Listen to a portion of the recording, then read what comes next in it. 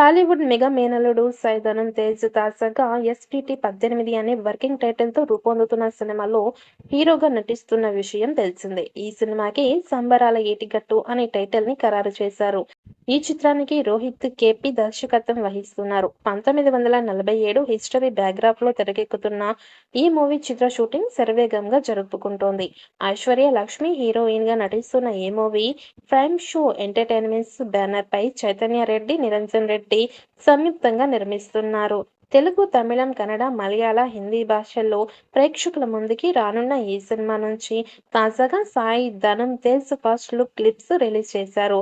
అంతేకాకుండా మేకర్స్ ఈ చిత్ర టైటిల్‌ని ఖరారు చేసి మెగా ఫ్యాన్స్‌లో ఆనందం నింపారు. 'సంబరాల ఏటిగట్టు' అని సినిమా పేరు పెట్టారు.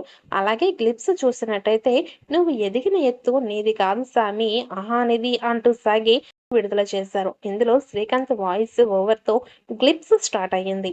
అదిరిపోయిన యాక్షన్ సన్నివేశాల్లో కత్తితో హీరో మరణ హోమం చేస్తున్నట్లు కనిపిస్తుంది.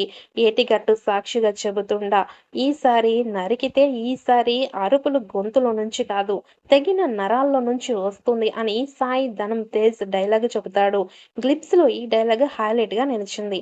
ప్రస్తుతం 'సంబరాల ఏటిగట్టు' నుంచి విడుదలైన గ్లిప్స్ యూట్యూబ్‌లో దూసుకుపోతోంది.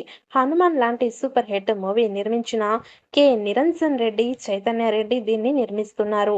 తేజ్ కెరియర్‌లో ఇది 18వ చిత్రం. హై బడ్జెట్‌తో తెరకెక్కిస్తున్న ఈ పాన్ ఇండియా మూవీకి సంబంధించి అప్డేట్ ఇప్పుడు హాట్ టాపిక్‌గా మారింది.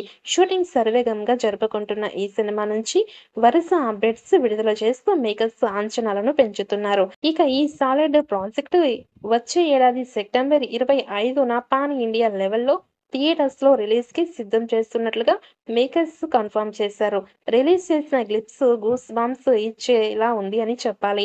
ఒక కీలక వ్యక్తి కోసం క్రేజీ ఇంట్రో ఇస్తూ అతడి రక్తం కోసం ఎదురు చూస్తున్న కత్తులతో ఒకడు ఉన్నాడు అన్నట్లుగా మొదలైన ఈ గ్లిప్స్ అందులో సాయి దుర్గా తేజ్ ఫిజికల్ నెక్స్ట్ లెవెల్‌లో ఉందని చెప్పాలి. అలాగే తన బాడీ లాంగ్వేజ్ కానీ, తన పెర్ఫార్మెన్స్ డైలాగ్స్ కానీ స్టన్నింగ్ అని చెప్పి తీరాలి.